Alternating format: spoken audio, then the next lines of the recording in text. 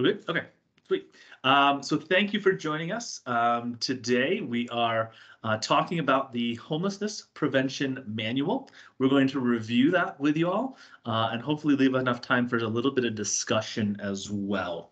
Next slide, please. So just kind of walking through what we plan to learn today. Once I see it move. There we go. We're going to talk a little bit about just what homelessness prevention is, or homeless prevention. You'll hear us tag those terms in. Homelessness prevention is technically the term. I tend to drop the ness off it because it's an extra syllable. It doesn't give me any more understanding of what I'm talking about, or I'll just say HP. So we're going to talk about it as a program component. We're going to talk about the applicability of it as far as what our homeless prevention manual tells us. So we set a policy that isn't necessarily 100% aligned with HUD. There are some things in there that we wanted a little bit stricter, perhaps, or a little bit more loose. So we'll talk about what that means and how we're going to handle that, and then we'll talk a little bit. Hopefully, have some time for Q&A to really help you understand how this might impact annual ESG homelessness prevention and ESG-CV homelessness prevention.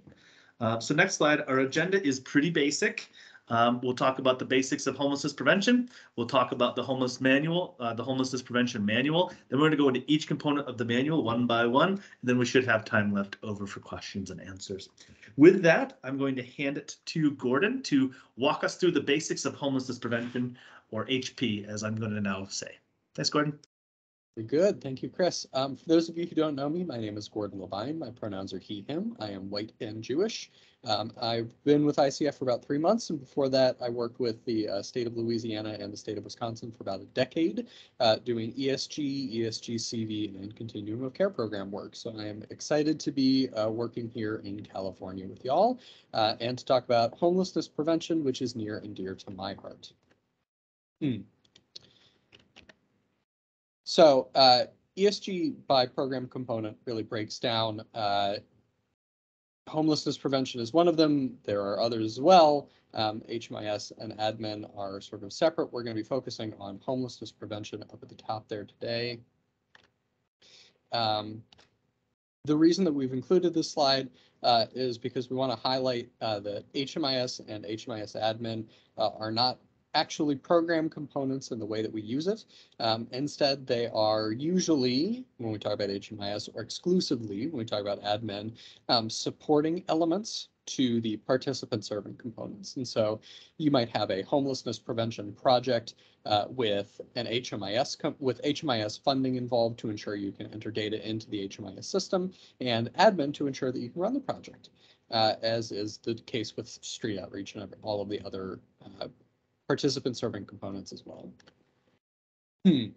So in the ESG program interim rule, homelessness prevention lives at 24 CFR 576.103. According to HUD, it can be used to provide housing relocation and stabilization services and short and/or medium-term rental assistance as necessary to prevent a household from moving into an emergency shelter or another place not meant for human habitation, which includes a pretty wide variety of places. This assistance can be provided to households that meet the criteria under the at-risk homelessness definition, which is sometimes referred to as the Category 2 definition, or households that meet the at-risk definition or who are fleeing domestic violence. And again, the DV definition is very broad, and have an annual income below 30% of the area median income. Area median incomes are published by HUD. You can use your search engine of choice to pull that up. It's very accessible information. Finally, the costs of homelessness prevention are only eligible to the extent that the assistance is necessary to help the household regain stability in their current permanent housing or move into other permanent housing and achieve stability. That caveat's in there, and we've highlighted it because it provides an additional restriction on the way HP is implemented. There are a list of eligible activities, but they are only eligible insofar as they are necessary to help the participant remain in or move into permanent housing that they are stable in. So in the ESG-CV notice, which is CPD 2108, which is the most recent version of the ESG-CV rules and regs, It provides alternative requirements and flexibilities for ESG funds that are authorized under the CARE Act, which we would call ESG-CV, and for annual ESG from funding year 2020 and earlier when it is used to prevent, prepare, and respond to COVID-19. The notice in question doesn't address ESG by component, so there's not a homelessness prevention section.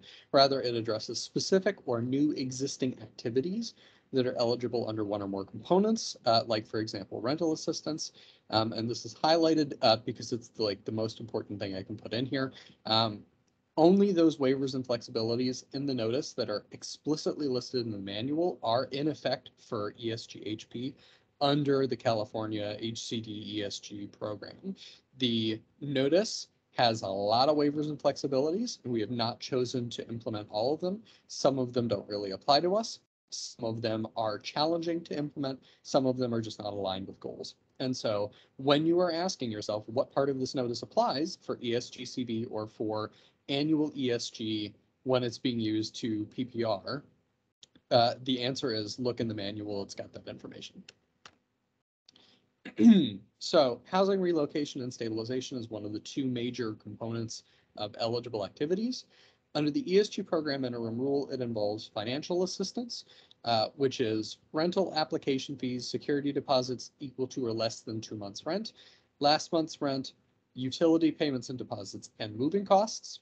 And under search services, it's housing search and placement plus housing stability case management, which is the broad range of case management and other services as needed to help somebody find or stay in permanent housing, mediation, legal services, and credit repair. Under the ESG-CV notice, it introduces a set of new activities aimed again at PPR, or preparing, preventing, and responding to the COVID-19 pandemic, which have been incorporated into the manual, as well as a set of waivers, which are amendments to make activities that are already eligible under the ESG interim rule either easier to implement or more impactful in relation to the COVID-19 pandemic. And again, third time saying it, if we've chosen as CA HCD to make those waivers available to implement those new activities, they will be found in the manual. So you should look at that and not the notice. Rental assistance as one of the major activities under homelessness prevention. The general provision is that up to 24 months of rental assistance during any 3-year period can be provided in any combination of ongoing rental assistance and up to 6 months of rental arrears, which includes late fees. Subrecipients and sub-subrecipients have the discretion to set caps on basically everything to do with how much money goes out the door, at what rhythm, how long it can go out the door, etc., including the maximum amount of rental assistance that a household can receive, how many months, how often they can receive payments, when those payments change, what portion of rent participants are required to pay, what portion the program pays, and so on and so on and so on. You have very broad discretion of how to customize programs.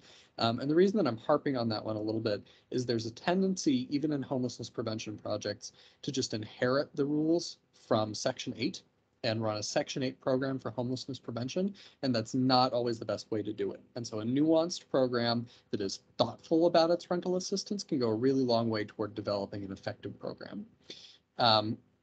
Subs and subrecipients and sub-subs may require participants to share on the cost of rent. They may choose to not require them to share on the cost of rent, or they may choose to design something that is sort of a progressive engagement approach, whereby the first 3 months are the project pays 100%, and then they gradually require participants to take over a share of the rent. Finally, in terms of rental models, rental assistance can be tenant-based, which is effectively a voucher that moves with the participant, project-based, where the voucher stays with the unit, or sponsor-based, where the subsidy is undertaken by the subrecipient or the sub-sub, and the subrecipient is really the renting entity, and they're sort of subleasing it out to participants. Finally, kind of putting it all together, ESG-HP, as funded by the California Department of Housing and Community Development using annual ESG funding year 2020 or earlier and ESG-CV, serves people at risk of imminent homelessness with housing relocation and stabilization services and/or rental assistance for up to 24 months, though usually not that long. The average is around 3 months nationally, or it was the last time that I checked. to prevent them from experiencing literal homelessness by stabilizing them in their current permanent housing or moving them into new permanent housing. Over to you, Chris. Thanks, Gordon. So now I'm going to talk into, excuse me, it is allergy season, so if I start coughing on you, I apologize. I'll try to mute myself. We'll start talking about what exactly we put in the Homelessness Prevention Manual and what we need you to know when folks ask about homelessness prevention in the state of California. So this is the internal training for grant administrators from HCD and our HCD annual reps. We are going to redo this session publicly next Wednesday at office hours, where folks will hear this information for the first time. And Stephanie is going to hopefully get it on the internet or figure a distribution method for us to get this in folks' hands around that time as well. So on the next slide, we'll talk about the goals of the manual. Our goals first were to establish a structure. I'm not seeing the slides move there, but I think there might be a lag. Establish a structure for new and existing homelessness prevention projects that enables subrecipients to successfully build projects that are not only compliant, but really focus on the people that we're serving and incorporates best practices from across the country. What we know about homelessness prevention in many, many research studies that have been done is most folks that receive homelessness prevention never come close to actually being homeless, which means our intervention isn't doing what it's supposed to be doing. It becomes an eviction prevention program, which you'll note that is not the title of this. We, back in the olden days, used to say, but for this assistance, would you become homeless? We can still use that type of language when we're thinking about it. We really want to structure it to those that are most likely to become homeless. This manual also defines the scope of the ESG-funded HP projects, including where we are allowing waivers and flexibilities and where we're not. As Gordon said, we did not embrace every single flexibility, and you'll see one right off the bat, I'm sure, that will jump off the page to you, which is not using 50% AMI. That's going to be one that you'd be like, oh, well, you could, but we're not. Again, because we want to target our homeless prevention, not just say anyone that's eligible. And last, we want to ensure that HP projects are efficient and impactful, that we provide tailored assistance, not just like, you're eligible, here it is, here's a check, but that it actually serves those folks experiencing homelessness or most likely to experience homelessness. So we'll talk a little bit about the funding streams. So this is annual ESG, fiscal year 20, prior year's fiscal year 20, and our ESG-CV programs. What you don't see is ESG 21 and beyond. That is not a mistake. That is because we still need to work with the annual ESG team. We just began yesterday establishing Monday policy meetings that will take this policy and make sure that this is what we want to use for 21 and beyond. Ultimately, I expect that to be the case. They'll be very closely aligned, but we haven't had those conversations with HCD leadership. So we did not, in this slide, make it look like we were going to apply this to those programs yet. Next slide. So our source material for this is not going to be shocking to anyone that's heard any of our trainings that we've talked about homelessness prevention. We used the materials from rules, requirements, and local needs and preferences to create a one-stop manual that will help us run these programs. Obviously, the ESG program interim rule, that was a primary source for the majority of this manual's content. Also, the ESG-CV notice. Note that this is not every waiver and flexibility, but we did take some waivers and flexibilities. And last but not least, local needs and preferences, what it is we really wanted to do within the state of California with homelessness prevention. And I think the philosophy behind homelessness prevention within the state of California is less is more. Just because we have the money to do it doesn't mean it's necessarily the case. You know, we have ERAP funds, we have other funds like CDBG and CDBG-CV that can do emergency rental assistance that can help folks from being evicted. But again, evictions do not equal homelessness. On the next slide, we'll talk about some of the federal requirements of the homelessness prevention program. So we have the interim rule. Again, if you've heard us talk before, the interim rule is interim. It's been interim for quite some time. It will be a final rule at some point when HUD finalizes it. One of the things we're working on is trying to finalize it with the best hits of ESG-CV. So there might be a final rule once ESG-CV ends about, I'd say a year thereafter. You'll see a final rule at some point. In fact, HUD was working on a final rule prior to ESG-CV, and then the whole world kind of got turned upside down. We also are going to have some applicabilities from the ESG-CV notice. Again, not all of them are our financial guidance, 2 CFR Part 200 uniform guidance, excuse me, and then other things that we might reference, like the Violence Against Women Act or other requirements. So the next slide is the meat and potatoes of it. This is our homelessness prevention written policies and procedures. It is going to be made up of these 7 components: participant triage, coordinated entry, participant eligibility, the suite of services, staffing pattern, termination and appeals, and just general operational things. We're going to go into each one of these things one by one and tell you kind of what we set as far as policies. Again, the entirety of the document I think you should have access to, but we're going to just hit the highlights here today. So with that, I am going to go into our first one, which is our first domain, which is participant triage. All right, this is where things are going to get sticky. I suspect when we get to this slide with the community, this is where the most displeasure is going to come from, because this is going to be something that folks are not necessarily doing, and they're going to have to start doing to be compliant with our policies and procedures for homelessness prevention funded through California HCD ESG funds. So we are saying that policies and procedures must have a triage process that ensures that these projects will serve those who will experience literal homelessness but for homelessness prevention assistance. Targeting that audience is very difficult for communities to figure out. As I said, many research on homelessness prevention show that we help most of the time folks that don't come close enough to homelessness. That is not necessarily a horrible thing, but we also want to know that these resources are so slim and so scarce that we really want to target them well. So what does triage process mean to you? To me, it means a method for assessing the entire group of applicants and creating an order in which the project will serve them. Sounds a lot like prioritization for coordinated entry, which Gordon's going to go into a little bit more detail, but it's the same type of concept. We want to serve those folks that are most likely to become homeless, most likely to be vulnerable of homelessness. We're asking that participants order and balance 2 factors. The first is serve those with the greatest need before we serve those with less need. That seems to be well into our philosophy. And serve those who are most likely to achieve and maintain or remain in permanent housing before serving those less likely to do so. All of this must align with a local coordinated entry system. We're going to talk about that more in the next slide, but let's just take a second here to really say what we're trying to say with this. Most of our communities in California do not have homelessness prevention set up in coordinated entry.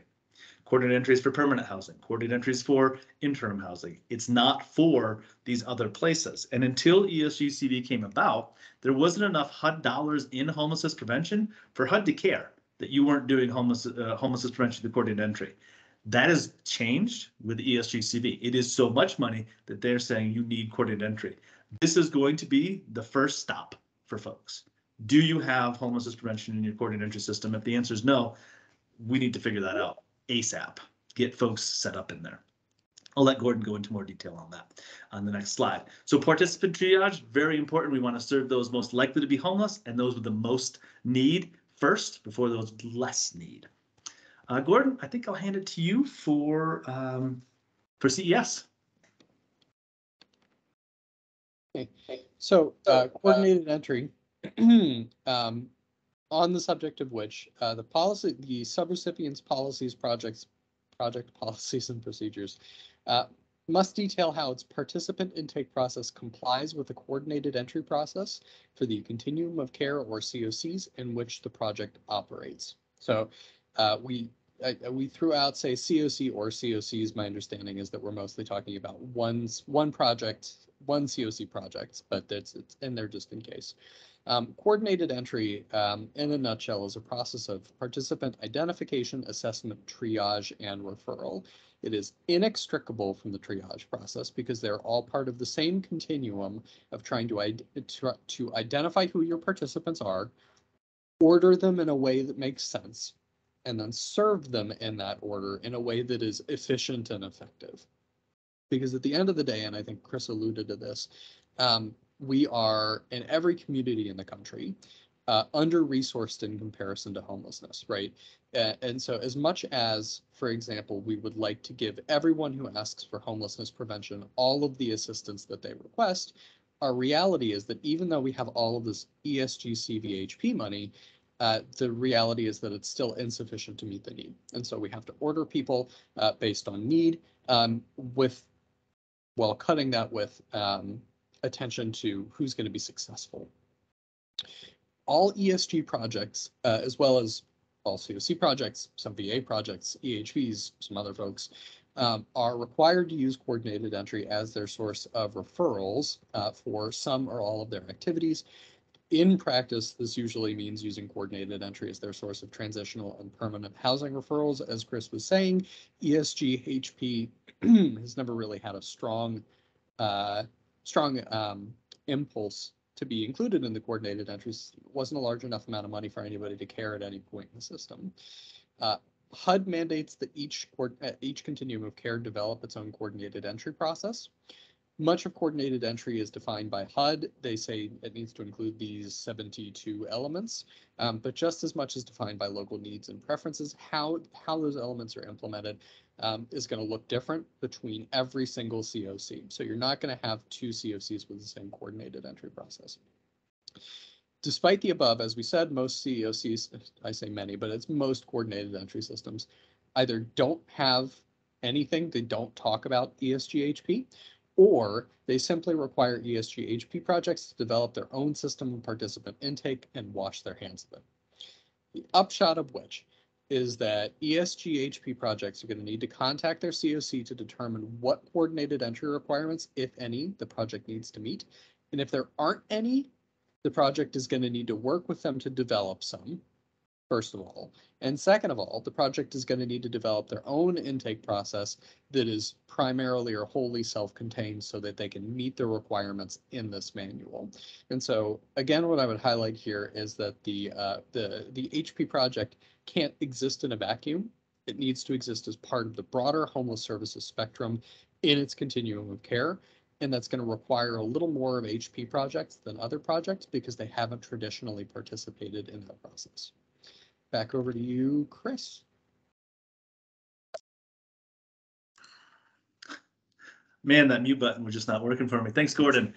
Just to go back to coordinated entry just for a moment, when we start having conversations with communities about using homelessness prevention and coordinated entry, it's not necessarily going to look the same as our coordinated entry system for permanent housing, because we generally, have a client, we get them, we walk them through a process and get them housed. When we're talking about someone in homelessness prevention, if they're eligible, they only have 14 days till they're losing their housing. We can't necessarily create a list of folks 14 days away from becoming homeless and having folks pick from a by name list. So a coordinated entry system for homelessness prevention is going to be fundamentally different because of our participant eligibility. It just isn't feasible. So a lot of times the homelessness prevention CES is actually backwards. We look at the client, are they eligible?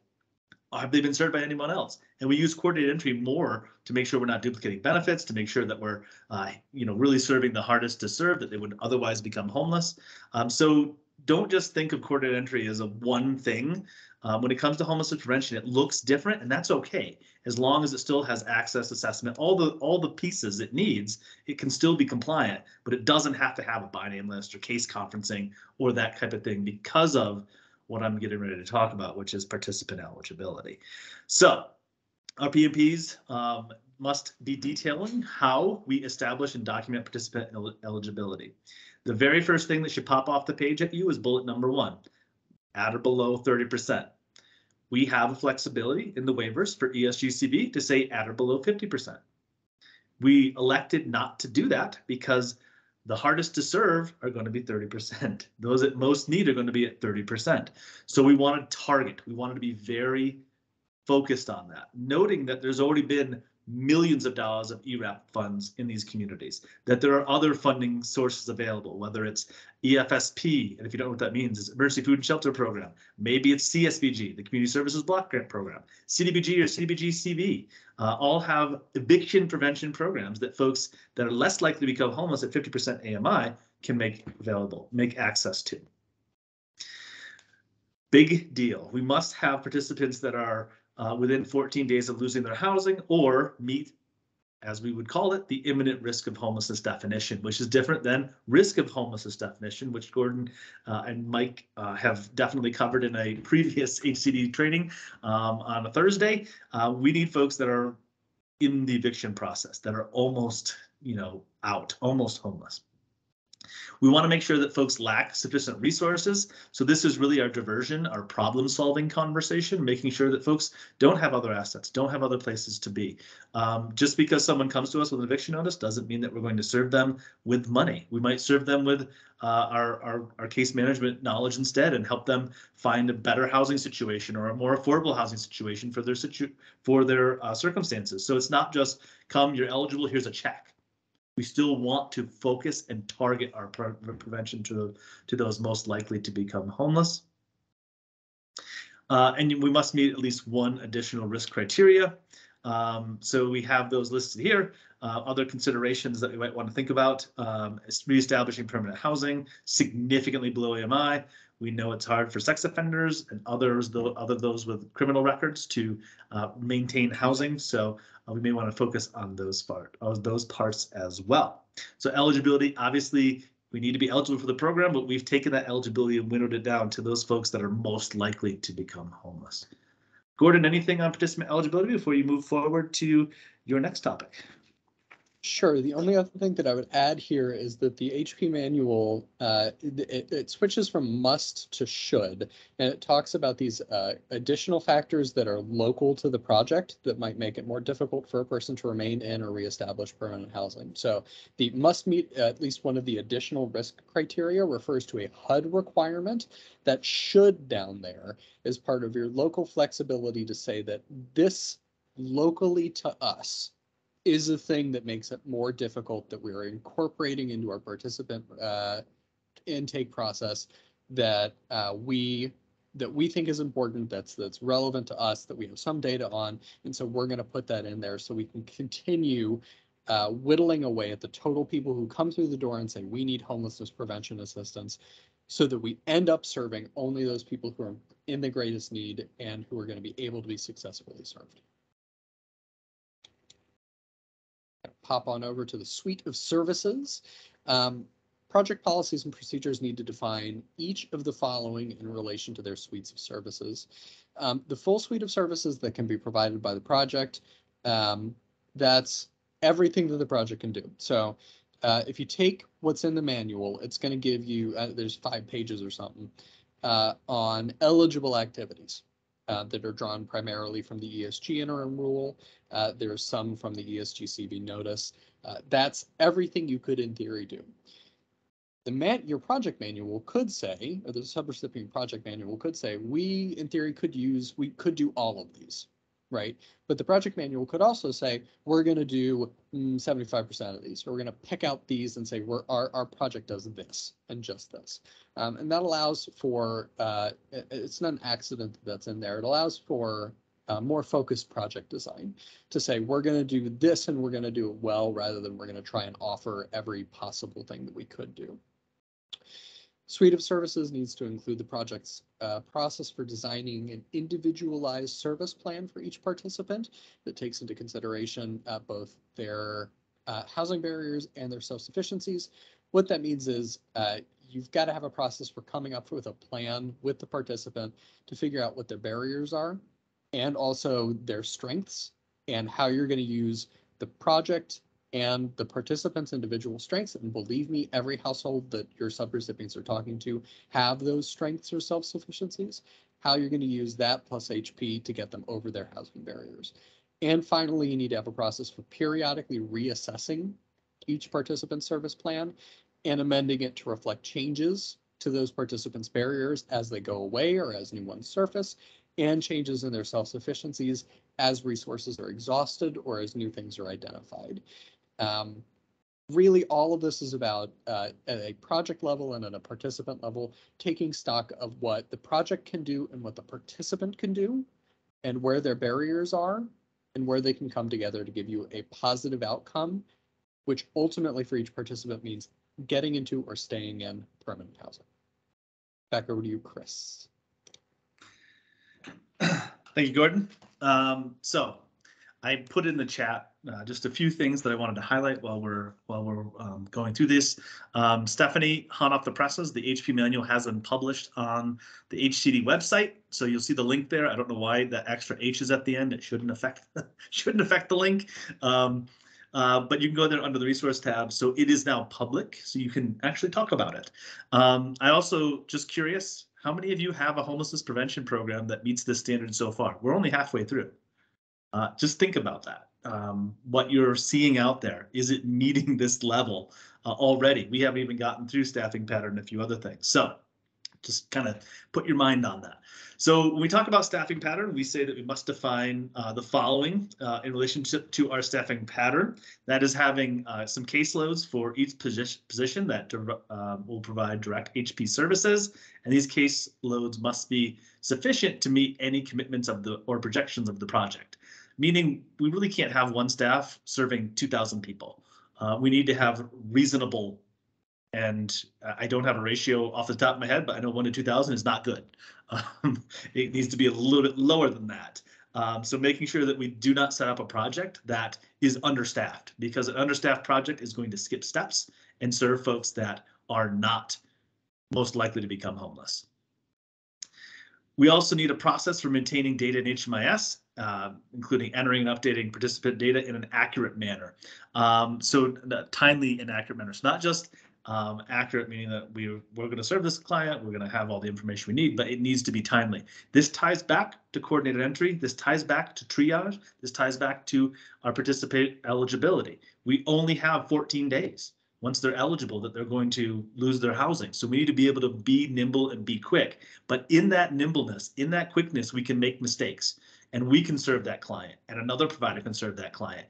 And then we have a duplication of benefit. Then we have a problem with HUD.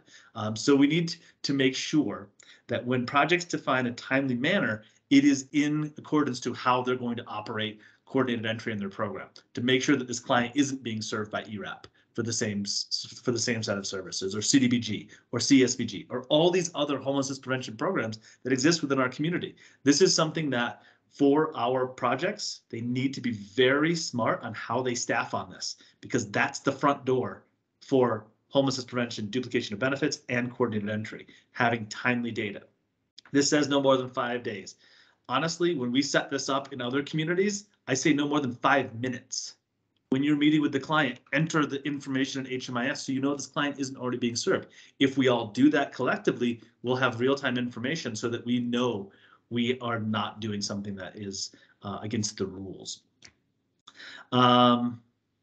So I think the main thing on staffing pattern is also that when we have turnover, there is a reasonable expectation that someone can come in and take this program and run it without too much uptake as well. So having policies and procedures that are not only documented, but easily understandable, so we can have turnover, but not loss of program knowledge at the same time.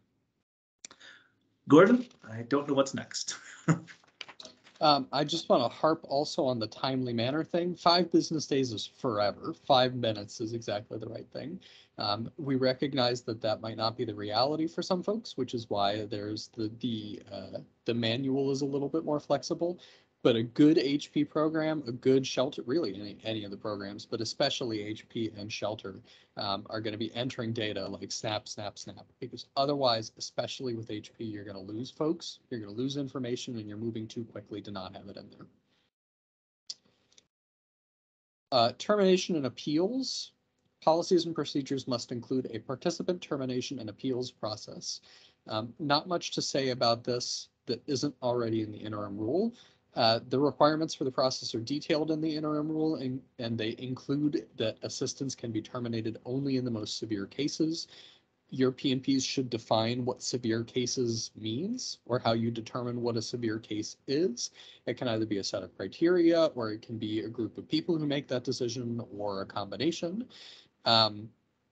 There may also be additional requirements around termination and appeals that are written into the project subrecipient's ESG written standards and or the local COC written standards. It's entirely possible that there's nothing in either of those for your COC. It's entirely possible that there is something. And so the upshot of that is you at the ESG-HP level, at the project level, need to talk to your subrecipient and to your COC to see if there are any additional termination and appeals requirements that you need to incorporate into your project policies and procedures. The only other thing I would harp on is, again, the most severe case thing is intended to ensure that you're not terminating people because they're bugging you, or because they're hard to serve, or because they're easy to serve, or because you feel like they're done and they're pretty much okay on their own. The idea is you're supposed to keep at it until you get a success, or until there's a strong and compelling reason to bounce somebody. Chris, anything else on that before I move on? Nope. Over to you. So I kind of highlighted some of these general operations domains already, but I'll go back over them in a little bit of detail. So in our P&Ps, we must provide sufficient information about the operations of the project that a person not familiar with the project could reasonably reconstruct from the policy procedures. So I think one thing that we recognize in this world of homeless services is there's a ton of staff turnover. I ask how many of you have been in your current position more than a year and a half? The answer is not a lot. There is turnover and significant turnover in many of our communities. So we need to make sure that these P&Ps are reasonable and can be picked up and reconstructed fairly quickly to be able to understand all of the domains that we just talked through, which may not be intuitive. Certainly a lot of our folks who work in this industry are from, and I'm not to pick on Aaron, but from the social work world, where they want to help everybody. We want to help everybody too, but this project is so very limited. We have to be very, very smart and targeted in how we use it. So not in the event of staff turnover, when there is staff turnover, new staff should be able to read these policy procedures and continue the project without relying on other staff or other folks to get that up and running. This is, the legacy of this guidance. That we create something that can be easily used over and over again. We also should be able to understand in broad terms how the project operates without relying on staff reports. So we can just read it and say, oh, yep, that meets our standard. And serve, the P&P should serve as a structure and a reference point for the project to ensure that implementation matches intention. So this is a really important one, I think, for us in California. A lot of community providers, and I'm just going to use this as an example, it's not necessarily related to HP, say they're housing first. But when you dig deeper, they're not housing first. There have been some circumstances we've come across policies that on surface, how they're written down sound terrible. And again, I'm not picking on Erin, but I'm going to talk about one of her communities where they have a policy that says if you're not vaccinated, you can't be in an emergency shelter. Well, that's a problem. But when you dig deeper, that policy is actually, if you are not vaccinated, we will put you in a hotel motel and provide the same services. When you look at the entire policy, that is a good policy, but that's not what's written down. It says you have to be vaccinated to get into shelter, which is a blatant violation of HUD rules. So it really needs to be, these policies need to be very, very clear on what it is and how we're doing it so that someone can pick it right up and make it go and be not only matched intention, but matched implementation match what we actually said we were going to do. So with that, I think there's only two more. Gordon?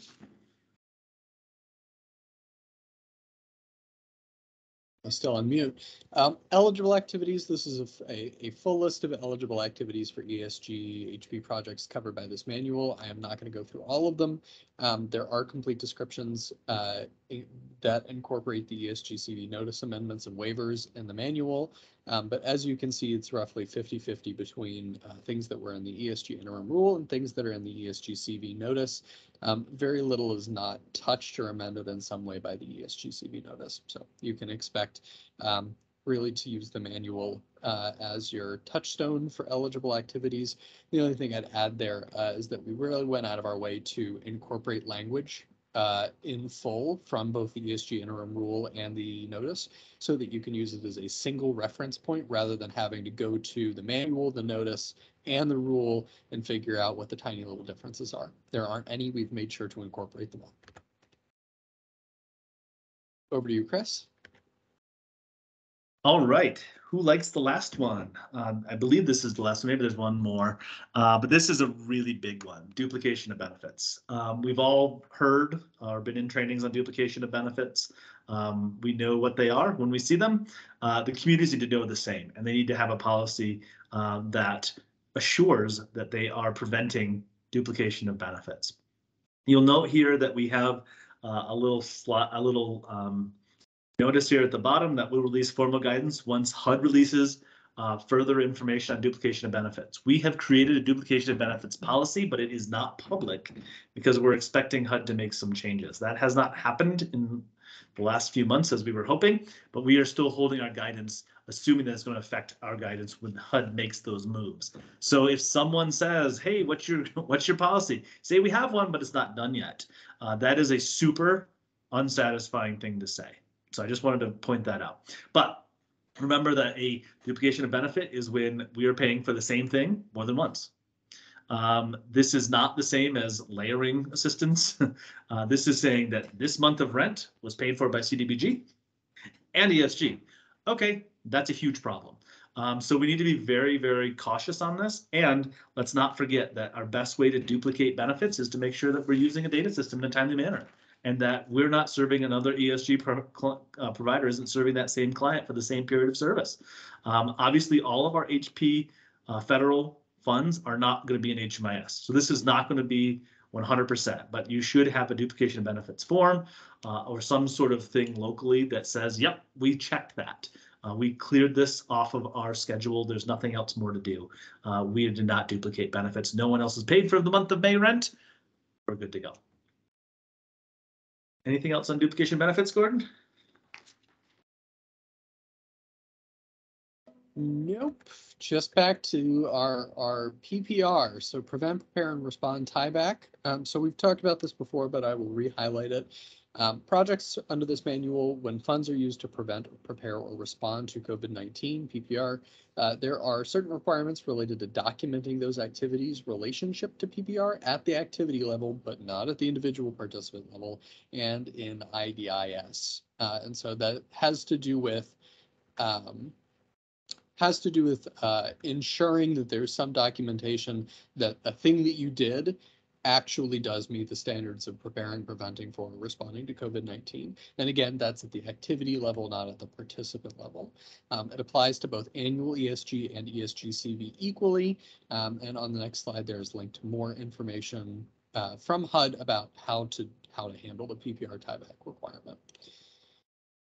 Relevant links and essential resources. We've got the interim rule, the notice, and supplemental materials. We've got your area AMIs and the PPR tieback guidance up there, so you can use this for reference when you want it, which takes us into questions and discussions. So I'm going to go ahead and pull this down and put us there. Thanks, Gordon. Aaron, go ahead and stop the recording as well. Would you please? We'll just have a nice conversation, and please come on camera, join us.